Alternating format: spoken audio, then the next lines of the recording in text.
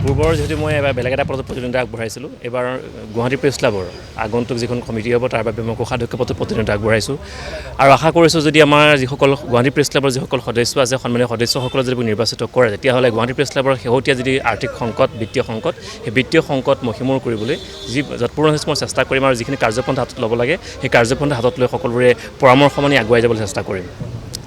দেখা গৈছে নিৰ্বাচনক লৈ যথেষ্ট সাংবাদিকৰ মাজত উৎসাহ আছে আৰু এইবাৰ আমি আশা কৰিছোঁ এখন সকলোৱে যি ধৰণৰ নিৰ্বাচনৰ প্ৰক্ৰিয়া সেই প্ৰক্ৰিয়াৰ মাজত থাকি সকলোৱে ভোটদান কৰিব আৰু ভোটদানৰ উদ্দেশ্য এটাই হ'ব লাগিব যাতে প্ৰেছ ক্লাবৰ সকলো দিশত উন্নয়ন।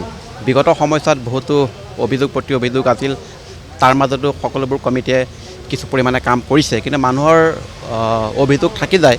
এইবাৰ যিখন কমিটি যাতে হয় সেই কমিটিখনে যাতে সকলোৰে অভিযোগ দূৰ কৰিব পাৰে আৰু সকলো সাংবাদিকে প্ৰায় 1100তকৈ অধিক সাংবাদিক এবাৰ ভোট দিবলৈ আহিব।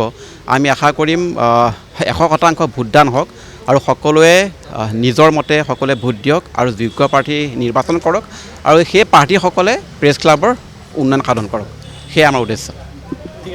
যিকোনো খবৰৰ বাবে যোগাযোগ কৰক 7099017330 লগতে 7099017110 নম্বৰত।